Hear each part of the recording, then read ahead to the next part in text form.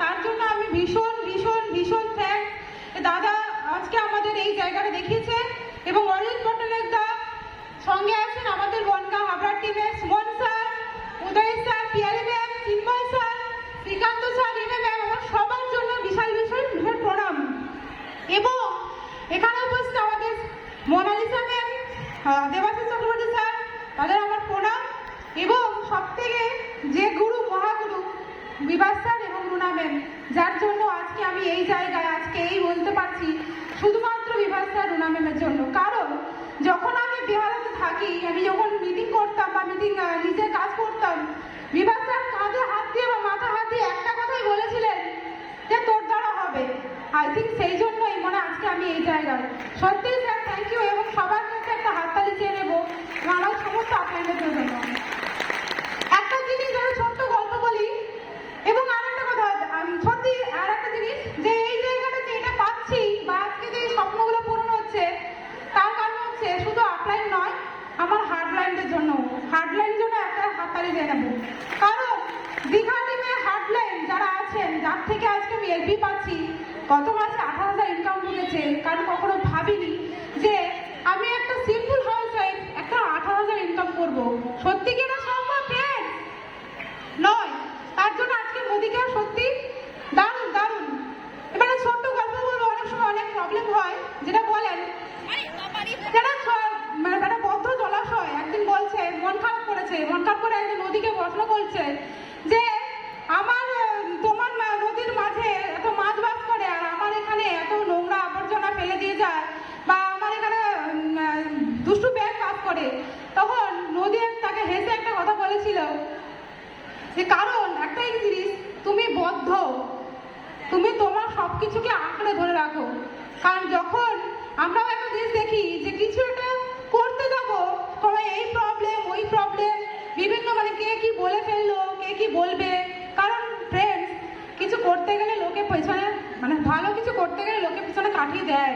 কারণ ভালো কিছু করতে গেলেই কিন্তু প্রবলেমগুলো আসে। আর যদি কিছু না প্রবলেম, যদি দেখবেন যে রাস্তায় চলতে চলতে কোনো অসমান নেই, তখন বুঝবেন যে আপনার রাস্তার মানে ভুল পথে আছেন।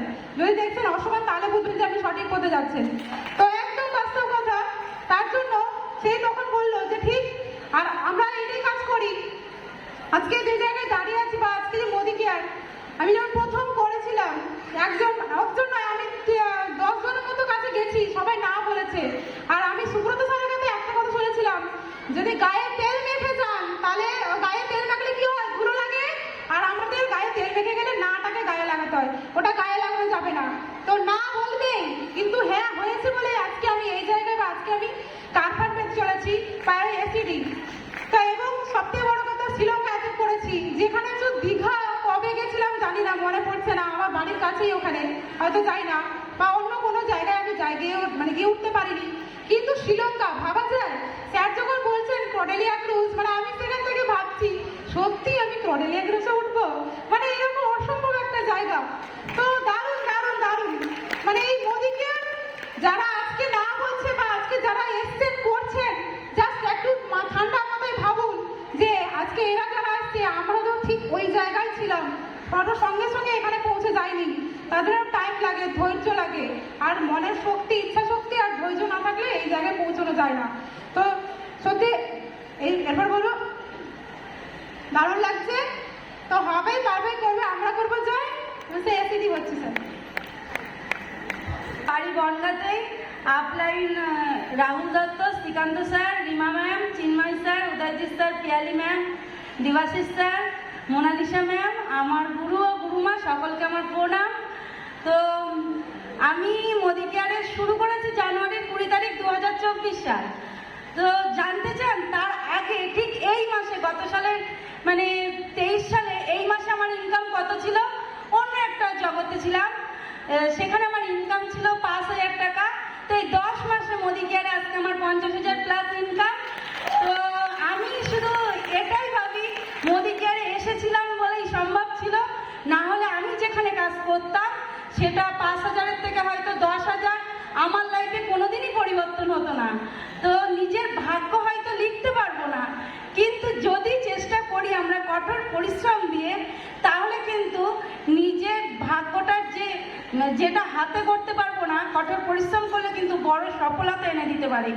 যেটা শুধু আমার ভাগ্য না, আমার সঙ্গে থাকা সকলের ভাগ্য পরিবর্তন হতে পারে।